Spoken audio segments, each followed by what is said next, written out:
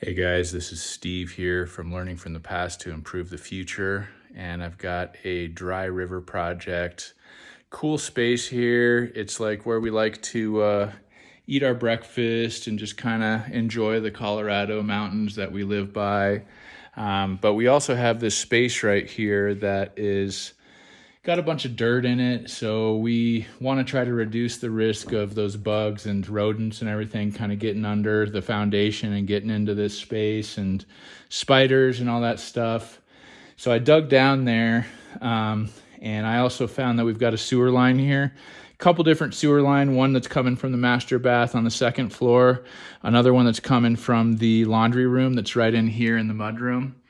So our first step was to dig down and to be able to kind of plastic sheeting the area. And then we're going to get some concrete poured, and we're going to do that section by section. And then we're going to eventually have a dry riverbed. So I'll put, as we go through this, I'll kind of say, what the plan was, how it turned out, and we can go from there. So let's go ahead and get started.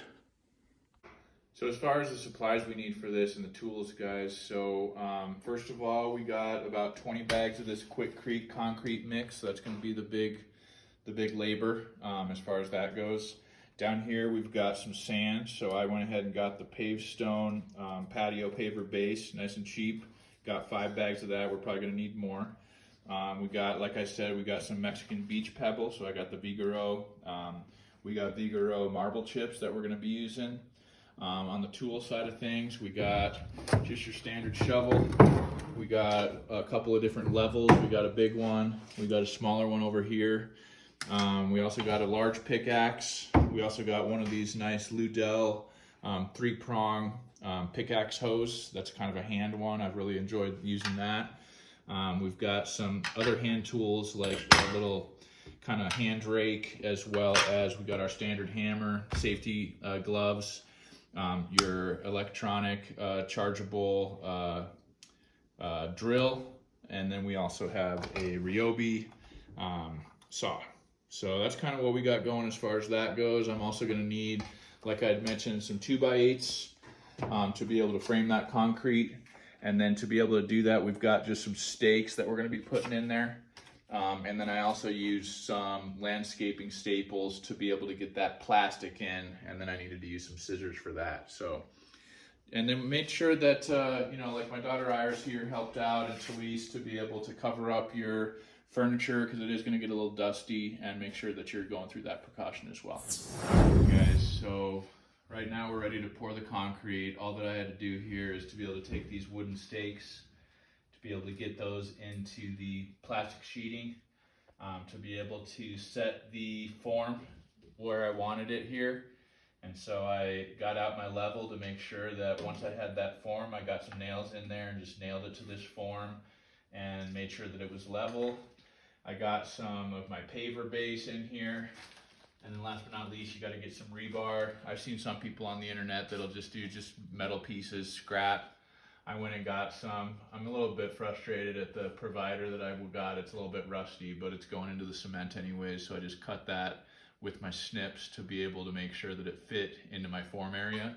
And then last but not least, I used some pan cooking oil on the inside of this form to be able to make sure that it's gonna come off once the cement dries. So just use some paper towel, get some Pam or whatever type of oil. I've seen them do motor oil, just to make sure that that form will come off. So now we're ready to be able to pour the concrete.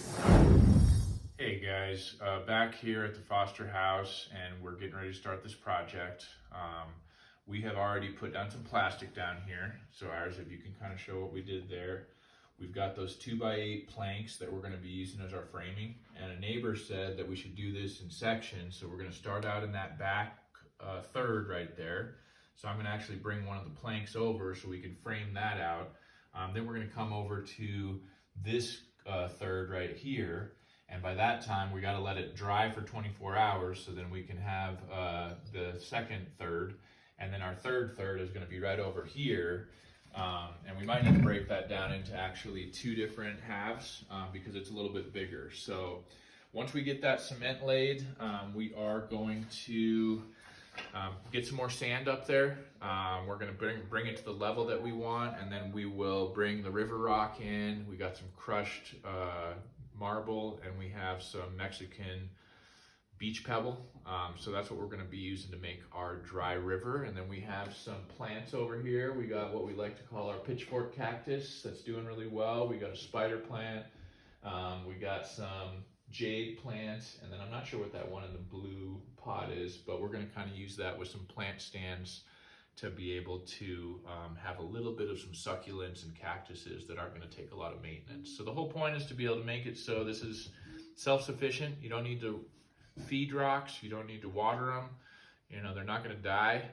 So that's the whole point, is to be able to make it so it's a little bit more self-sufficient, because as a family of 4, we got a lot of stuff going on, especially living here in Durango. So check back later. Here in the afternoon, so far we've been working on this project for, I mean, we're taking our time, but we want to do quality over quantity. So basically we poured just a kind of a sample square rectangle of concrete here. So Iris and Talise really helped out we also used a trowel and kind of a metal smoother. So we just had the wheelbarrow out here, and we were mixing it right there in the wheelbarrow. I'll get a little coverage of that coming up here as far as what that looks like. But in the meanwhile, we just did a sample here. We smoothed it out. We probably could have done one more bag actually, because the whole idea was to go up to where the form is, but at the same time, like, it doesn't really matter because this is all going to be underground anyways, and we're not really going to be seeing it. So that's all for like this is all superficial. This is all subterranean, if you will. But we're good. We're feeling good. We got in the handprints. You know, we all decided to do a handprint. I'm a lefty, so I did my left. My daughters did their right. Coincidence? I think not. And other than that, we just did our first kind of go at pouring this concrete. We've done a concrete with a basketball hoop pole, as well as something that we had at our other, just like a little fire chimney type thing that we kind of had on our back patio. But it's tough, you know, you got to get in the rhythm as far as doing the concrete, but we're feeling pretty good so far.